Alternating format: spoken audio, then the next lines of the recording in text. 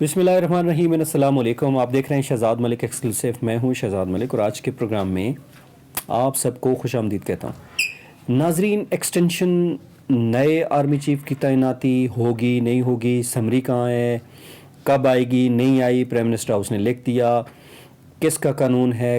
राना सनाउल्लाह साहब कुछ कह रहे हैं, वज़ीर दिफा कुछ कह रहे हैं, वज़ीर आज़म कुछ कह रहे हैं, और इस्लामाबाद के अंदर र्यूमर्स का यानी कि अफवाहों का एक पहाड़ है और कोई पता नहीं लग रहा कि क्या हो रहा है। लेकिन कुछ चीज़ें जो ऑथेंटिक हैं वो नज़र आ रही हैं और वो सामने हैं कि आसिम मुनीर की जो तैनाती है, लेफ्टिनेंट जनरल आसिम मुनीर, क्योंकि वो 27 को रिटायर हो रहे हैं और इस्टेब्लिशमेंट ये चाह रही है कि आसिम मुनीर के अलावा जनरल अज़हर साहब को जो है वो चीफ ऑफ आर्मी स्टाफ लगा दिया जाए, क्योंकि एक तो वो OTS से हैं, दूसरा वो 27 तारीख को रिटायर हो रहे हैं। अब समरी जो थी वो 18 तारीख को जानी चाहिए थी। गवर्नमेंट के भी कुछ ऑफिशियल्स ये चाह रहे थे कि, बल्कि उनके बयानात थे, जिस तरह शाहिद खान अब्बासी हो गए, वज़ीर दिफा ख्वाजा आसिफ हो गए और राना सनाउल्लाह, मलिक अहमद ख़ान, ये सारे लोग कह रहे थे कि जो पिछली प्रैक्टिसेस हैं वो ये हैं कि 18 नवंबर को समरी जो है वो वज़ीर आज़म हाउस की तरफ ट्रैवल करना शुरू हो जाती है, लेकिन अगले 2 दिन में, एक दिन में हो जाएगी। आज 21 गुजर गई है, अभी तक जो है वो समरी सॉरी आज 22 गुजर गई है, 18 को भी 4 दिन गुजर गए। समरी का कोई पता नहीं है। कल के दिन सारे दिन अफवाहें चलती रहीं कि वो समरी आई, समरी देखी गई और समरी फाड़ दी गई। ये थी कल की थ्योरी। समरी आई, समरी देखी गई और समरी को फाड़ दिया गया या वापस मुंह पे मार दिया गया। ये सारा कल का ड्रामा था। और आज की कुछ अफवाहें, आज शायद खान अब्बासी कह रहे हैं कि अगर समरी ना भी आए तो वज़ीर आज़म का इस्तेहक़ाक़ है, वज़ीर आज़म के पास कानूनी पावर है कि वो नए आर्मी चीफ का ऐलान कर सकते हैं, उसका नोटिफिकेशन कर सकते हैं। राना सनाउल्लाह साहब के सेम अल्फाज हैं कि आर्मी चीफ की जो तैनाती है वो बगैर समरी के भी वज़ीर आज़म कर सकते हैं। अगर वज़ीर आज़म कर सकते हैं तो अभी तक कर क्यों नहीं रहे? वज़ीर आज़म को जो कोरोना का शिकार हुए वो भी एक क्वेश्चन मार्क के अंदर है, इन्वर्टेड कामर्स के अंदर है कि हुआ या नहीं हुआ। अभी उन्होंने एक 24 तारीख की सुबह 9 बजे काबीना की जो मीटिंग है वो भी बुलाई हुई है और उसका एजेंडा आर्मी चीफ की तैनाती होगा।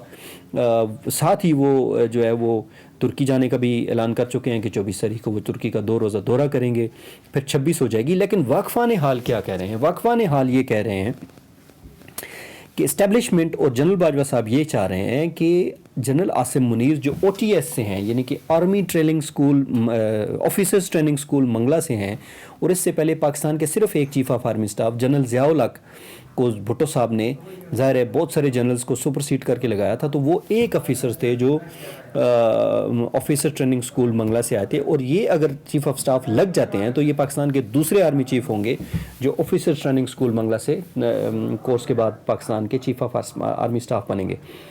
अब इस्टेब्लिशमेंट के पास एक वैलिड जो है वो नुक्ता है। वो नुक्ता ये है कि आर्मी चीफ जो हैं उनकी रिटायरमेंट हो रही है 29 नवंबर को, और आसिम मुनीर साहब जो हैं वो रिटायर हो रहे हैं 27 नवंबर को।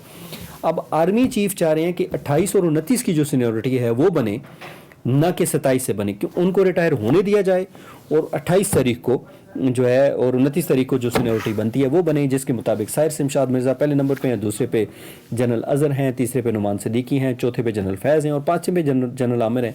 तो इन 5 लोगों की समरी जानी चाहिए, ना कि आसिम मुनीर के साथ जनरल फैज़ तक समरी जानी चाहिए। ये नहीं होना चाहिए। इस बात पे जो है थोड़ा सा वज़न भी है। और दूसरा पॉइंट ऑफ व्यू है कि जनरल आसिम के जो 2 साथी थे जो सेम डे भर्ती हुए थे उनके साथ, वो दोनों रिटायर हो चुके हैं। इन्होंने वो कोर्स जो है वो थोड़ा लेट ज्वाइन किया, 2 माह की लेट ज्वाइन किया, और इसमें मेलोफाइड है कि इन्होंने क्यों लेट करके और हुकूमत ने उनके साथ इस तरह क्यों किया, उनको यहाँ तक क्यों लाया। अब ये वाला मामला है। और वाकफ़ान हाल ये कह रहे हैं कि 28 नवंबर को रात को समरी चल जाएगी, जिस वक्त जनरल आसिम मुनीर की रिटायरमेंट का नोटिफिकेशन हो चुका होगा।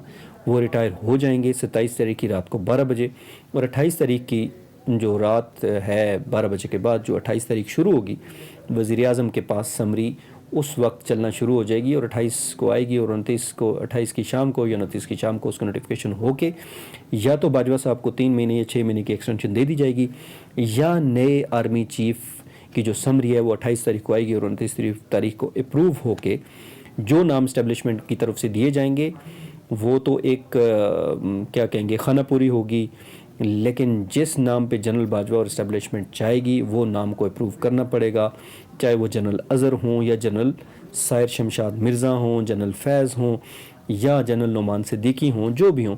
لیکن 28 تاریخ تک اس بات کے کوئی امکانات نہیں ہے کہ سمری جو ہے وہ جی ایچ کیو یا وزیر دفاع کے دفتر سے چلے گی. اس بات کی کوئی گارنٹی نہیں ہے.